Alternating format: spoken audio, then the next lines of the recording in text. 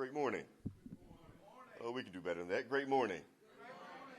On behalf of the administrators, faculty, staff, and students, I welcome you to the beautiful campus of the University of Arkansas at Pine Bluff.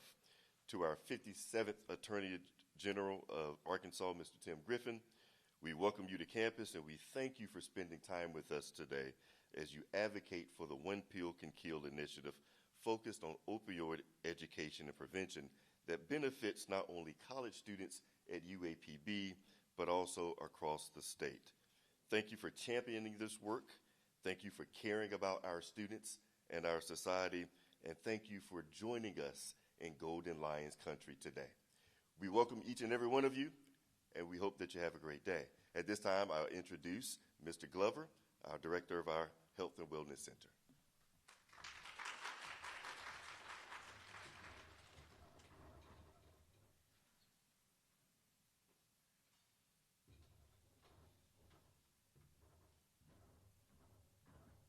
Good morning, everybody. All right, great day. Thank you, Chancellor Graham, for that introduction. And I have the pleasure of introducing our 57th Attorney General, Mr. Tim Graham. Okay, all right. So Tim Griffin is the 57th Attorney General of Arkansas and previously served as the state's 20th Lieutenant Governor from 2015 to 2023. From 2011 to 2015, Griffin served as the 24th representative of Arkansas's 2nd Congressional District. He is currently an officer in the Arkansas National Guard and holds the rank of colonel. Attorney General Griffin served as an officer in the U.S. Army Reserve Judge Advocate General's JAG Corps for more than 28 years. Last fall, Attorney General Griffin launched the One Pill Can Kill initiative on college campuses in Arkansas as a way to educate college students about the dangers of fentanyl and other opioids. Attorney General Griffin, thank you for being here today and for bringing this important initiative to our campus. So at this time, we'll have Attorney General Tim Griffin. Army strong. I'm going to try to get the Army to change the JAG Corps to the Lions. All right? Woo, I just thought of that. I was looking at that line and I go, that's not a JAG. It's the right colors, but that big mane gave it away. Thank y'all for having me. I appreciate it. Last time I was in this room, or maybe it was the room next door, I think it was this room, we were talking about STEM for young ladies. That was some time ago, before the Chancellor was here. But so this is a great initiative that is going to have an impact beyond the doors of and the campus of UAPB. And that's because the press is carrying the message beyond. I want to thank you, Chancellor, and we've got some vice chancellors here and others welcoming me and my team here. So this is the third educational institution that we've announced this initiative. We started in Fayetteville at the University of Arkansas, your sister school, and then we were in Little Rock at the University of Arkansas at Little Rock, and now we are here. We intend to take this message, this initiative, in all the different parts that come with it, the training, the press component, the communication component, the signs, all the different public affairs components that we're using to raise awareness, vending machines, which we'll talk about in a minute. We're taking that all over the state to all the 4-year institutions and all the 2-year institutions. So let me back up a little bit and talk a little bit about how we got here and why we are here today. So the how we got here. So this country went through a really, really horrible period where prescription opioids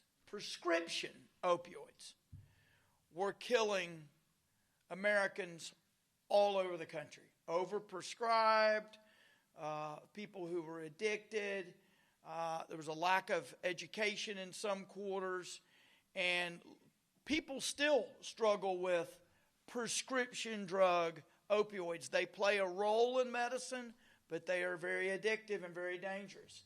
I know about this personally. My brother passed away in March from opioid addiction. He had had a back surgery that went terribly, terribly wrong, and he ended up in excruciating pain. He used to talk about his back felt like 1,000 wasps were stinging him at one time. And he got addicted to opioids, and he passed away in March. We as a country, through better education, through lawsuits, through training, all sorts of ways, have had to come to grips with the prescription drug opioid issue. And we've done a better job as a nation coming to grips with that, understanding that, in dealing with that. But guess what? As we started to get that better under control on the prescription side, there was still a demand, and those prescription opioids that used to be easier to get were now harder to get, and so there was less supply. And criminals all around the world, criminals have filled that void with now illicit opioids. I was talking about prescription opioids, which are deadly, but now we're talking illicit opioids, meaning they're not manufactured in a clean plant where prescription drugs are manufactured. They're not necessarily what they look like. They're not necessarily what's on what the label says. They're illicit. They're made wherever, by whomever, with whatever, and you have no idea what's in it.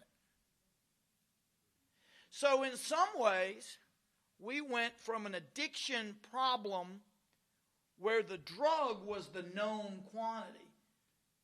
It was dangerous, but you knew if it said oxycodone from a prescription drug producing manufacturer company, you knew it's dangerous, could be dangerous, could be, but you knew what it was because it was from a legitimate manufacturer. Now we've got an even bigger problem because you don't even know what you're taking.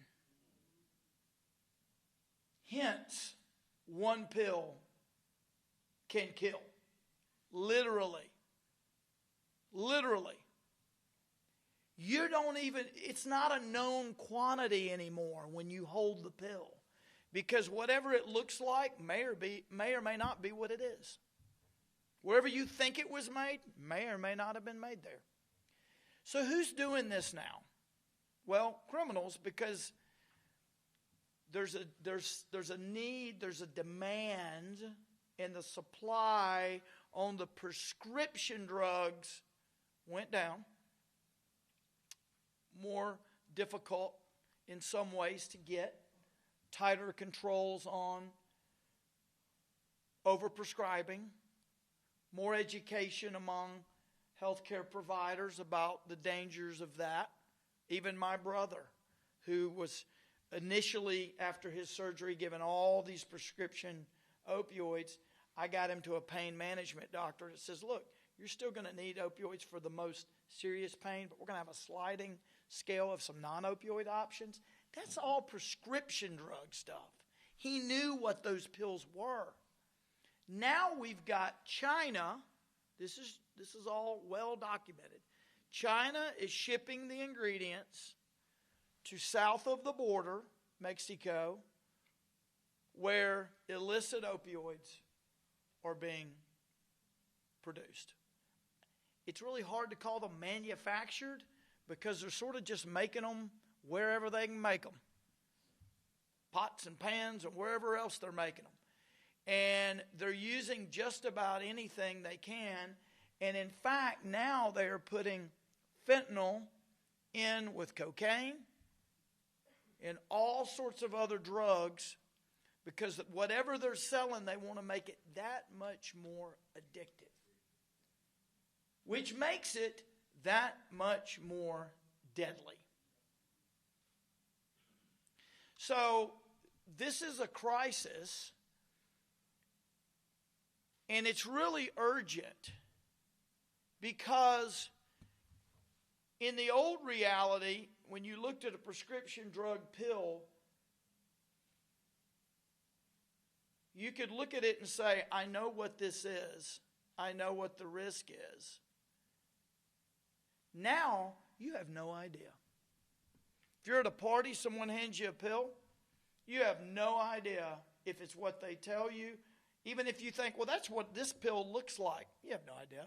You don't know if it's manufactured in the back of someone's house in Mexico. You have no idea. You don't know what's in it. You don't know what's in it. And so it is not uncommon for one pill to kill. Person takes one pill, they're dead. They're at a party, they've had a few drinks, maybe they've done this, maybe they've done that. Someone says, here's a pill. They take the pill, they die. They take the pill, they don't die. They take the next pill, they die. It's that simple, folks. And so we got to get a grip. And we do that by attacking the problem in three primary areas. Okay? So I am blessed in my office to have resources, financial resources, that are flowing in from the national opioid settlement, okay, with manufacturers and some pharmacy companies and others, and Arkansas is getting a share of that. And we are able to use that in accordance with the settlement, which is for opioid abatement. That is the terminology, for opioid abatement.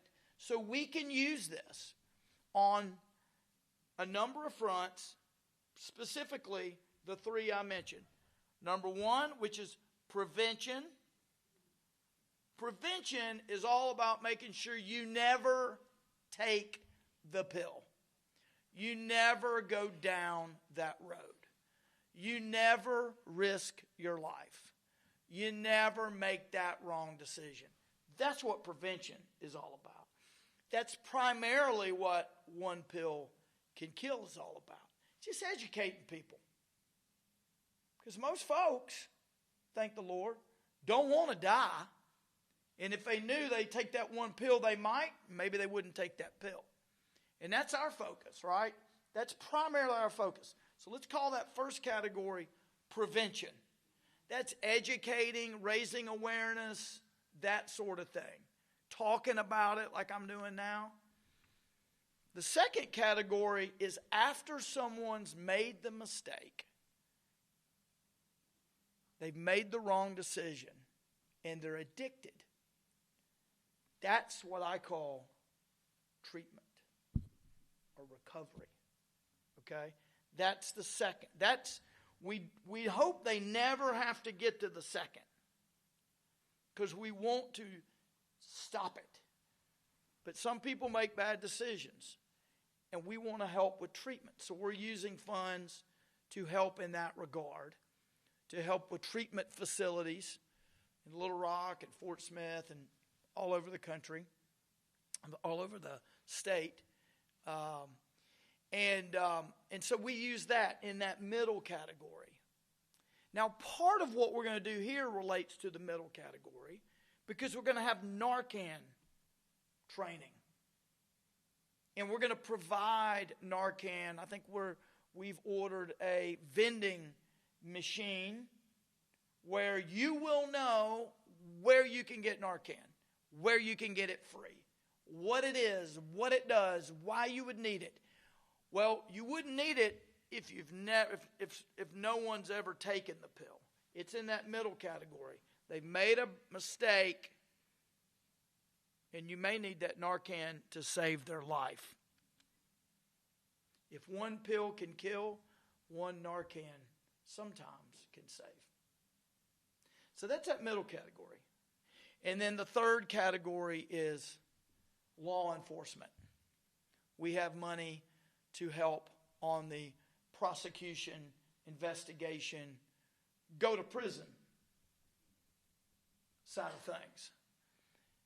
But one pill can kill is primarily on the first. Because our prayer is that people will never reach for that pill, that they will turn away. Not only did I lose my brother to opioids, I lost a campaign volunteer. In the early years of politics for me, I had a campaign volunteer who would run parades with me. His dad is still a friend.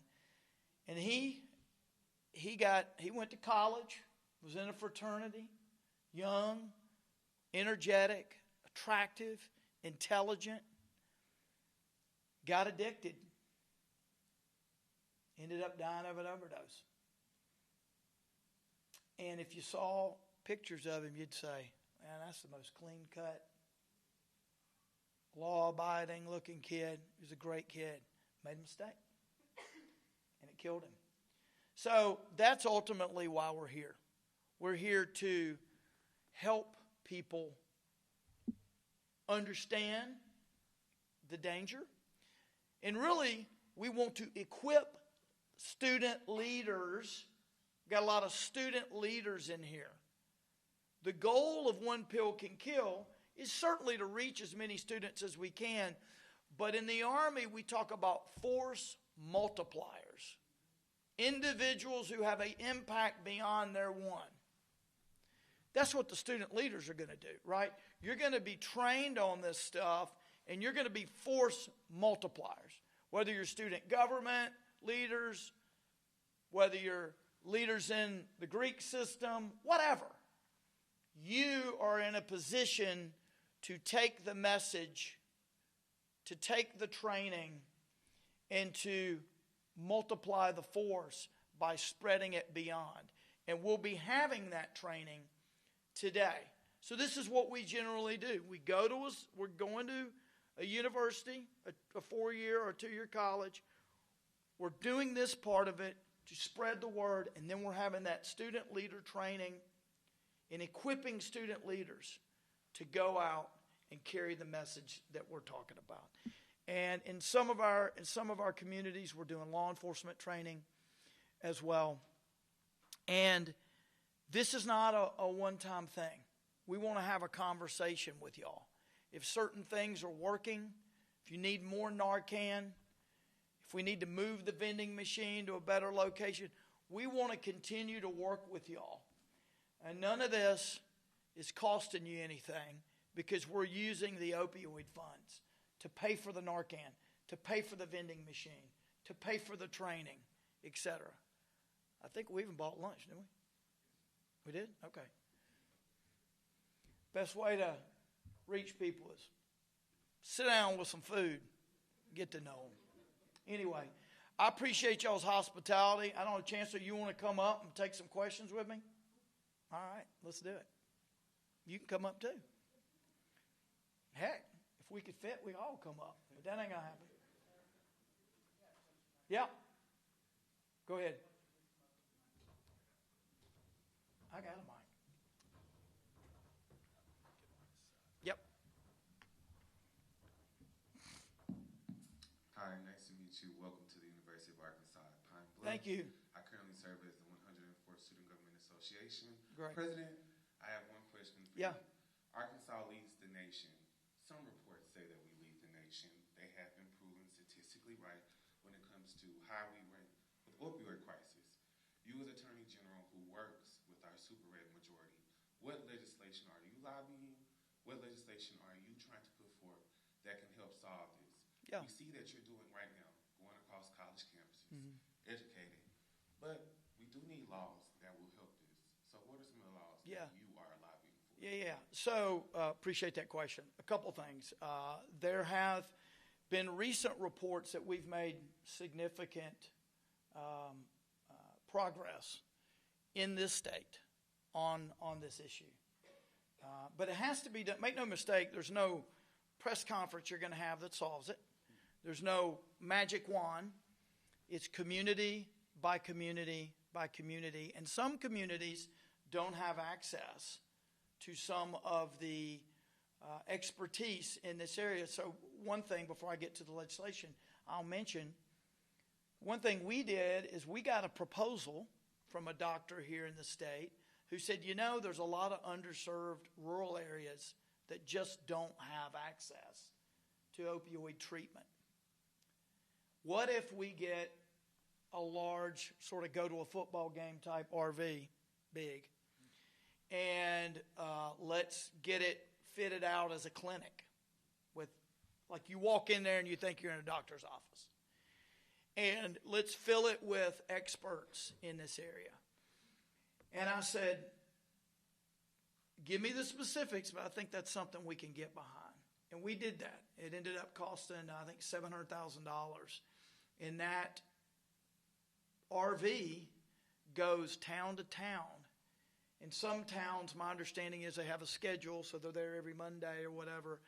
And it is a resource and allows people to get the training and the education and the treatment that they need that they otherwise wouldn't get. So those are some of the things that we've been doing. Now, on legislation, we only meet every other year for the General Assembly. And so we've had legislation. In fact, the first year that I was AG, one of the areas that we had been underdeveloped or behind the times in was dealing with fentanyl and dealing with this crisis that's on the street. The penalties were not serious enough. And so we passed legislation, the legislature passed legislation, the governor signed it, and my office assisted in this, and I was a cheerleader for it, to stiffen the penalties, where if you get caught distributing fentanyl and being a part of the problem, the penalties are far greater than they were. We also got rid of any possibility of parole in that regards. It is a serious, serious crime if you're caught distributing illicit fentanyl. And we've had several people, I'd have to go back and pull the news reports, but we've had several people prosecuted for that. And they're going to be locked up for a long time where they can't do damage to other people.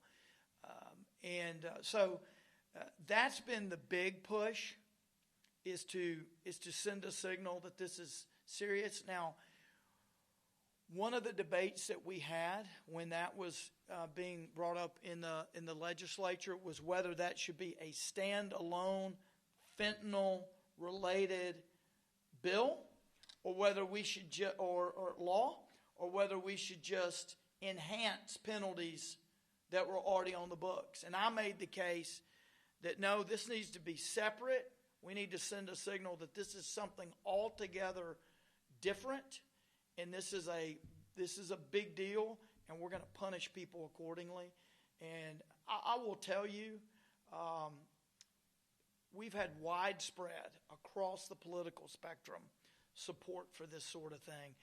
This is an issue that we ought to all be able to link arms on. I mean, this is a killer, and it's killing everybody, boy, girl, every race, every nationality, rural, urban, you name it.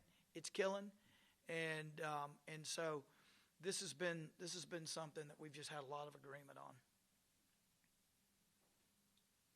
Anyone else have a question? Professor Brooks, come on up. Welcome to Pine Bluff. Thank you. My name is Henry Brooks. I teach political science. One of the questions I want to ask is, are we seeing fentanyl being used or being mixed into marijuana? Yes. So Yes. I mentioned earlier. Go ahead, I'm sorry. I just want to ask that question Yes. because college campuses around the world, around the country, there's a lot of marijuana use. And so I think students don't see that as a problem. They don't see that as a potential problem to have that fentanyl be laced in their marijuana. So I'll let you. Yeah, well, I could go on a long time about that. Look, anytime you're taking something that you got from a guy or girl, who got from a guy or girl, who got from a guy or girl, who got from a guy or girl, who got it out of their backpack in the bottom, in the back of someone's car, who got it out of their cousin's cabinet, who, you have no idea what's in that. You have no idea what's in that. Would you eat that food? Then why are you smoking it and taking it? You shouldn't. Hey, it's risky business. And the problem is it's irreversible in many cases. And, young people, particularly like the young people in this room, I'm 57, but you're at a great school. You got a great life ahead of you, and you don't benefit from any of this stuff. And it could take your life. I would much rather someone say, I'm going to put all that aside. I'm not going to try all that. I'm going to work hard and try to intern here. I'm going to spend my time doing this. I'm going to run more. I'm going to, there's so many positive things that people can do instead of dulling your senses. It's a fast-moving, complex world. The last thing we need are people with dull senses. We need people with all of their edge, all of their ability, all of their focus. So I would just encourage you in the Lord to, you're blessed. You're healthy. You're here.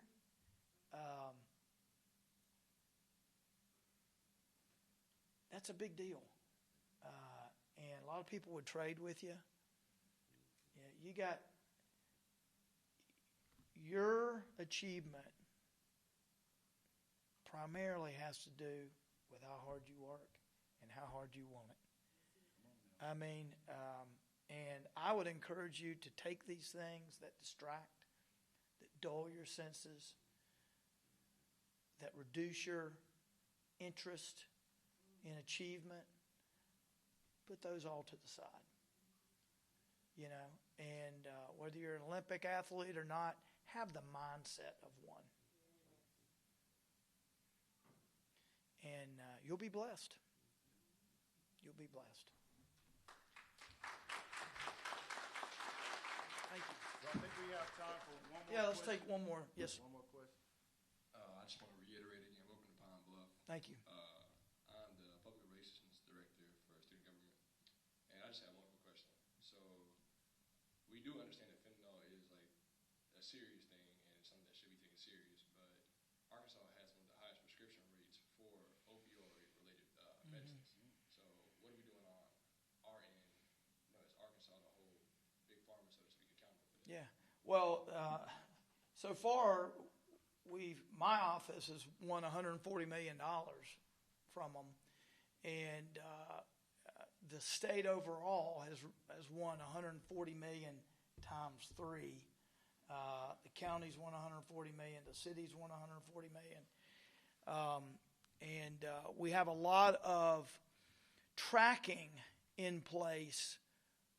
For example, companies like Walmart and other big companies are track in particular, and even the smaller organizations, the drug companies, they all have to track this now. And they can tell through algorithms and computer technology, they can see when there's an aberration in prescription quantities.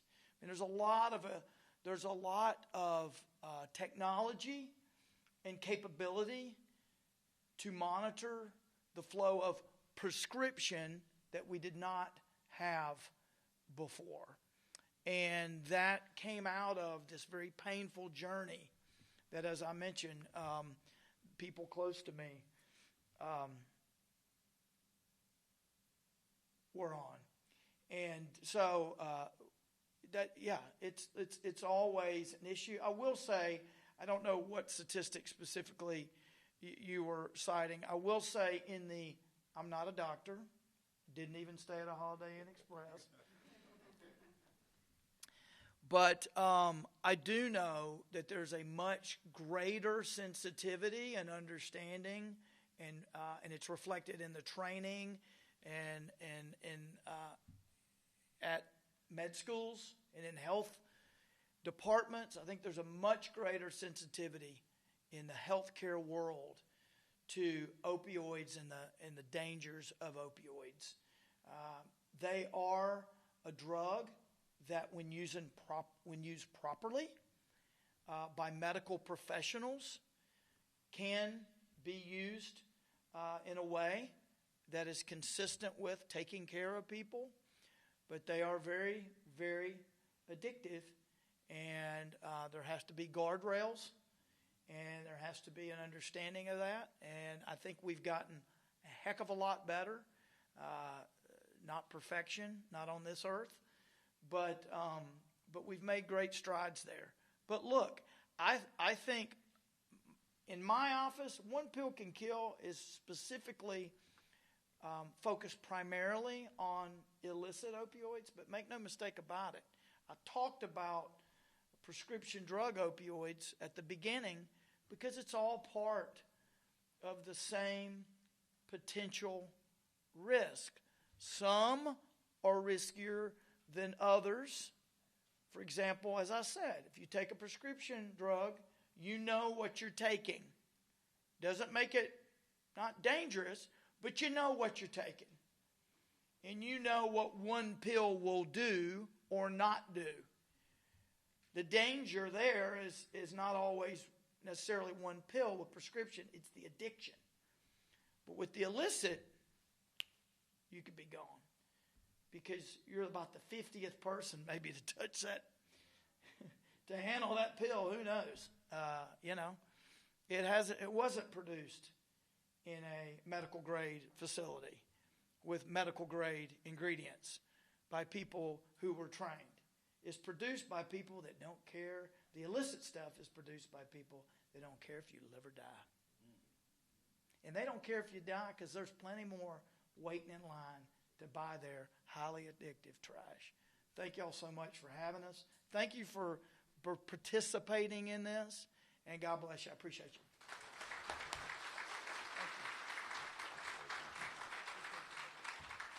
All right, so real quick, we're going to give one more big round of applause to Attorney General Griffin. And so I just want to give some information to the student body.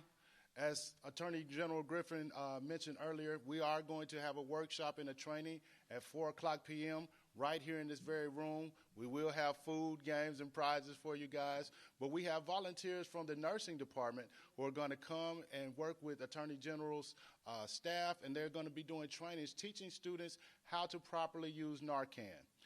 In regard to the University of Arkansas at Pine Bluff, if you didn't know, we have Narcan all over this campus. Everywhere that you will find an AED on campus, which is literally in every building, there is Narcan accompanying those units.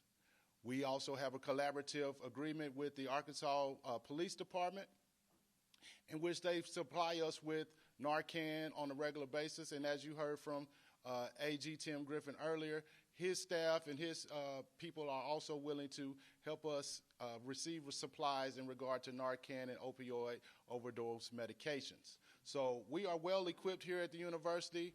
We pray that no one is, we'll just say, dabbling in any of that. But if you do, just know that we have resources here for you guys. And also, we want to encourage everyone, once again, to come to the training. Learn how to potentially save lives. If not your own, your friends, a family member, anybody. We want to equip you guys with the skills necessary to help other people in the community. And so once again, thank you, AG, for coming out. And if there's nothing else, you guys are dismissed.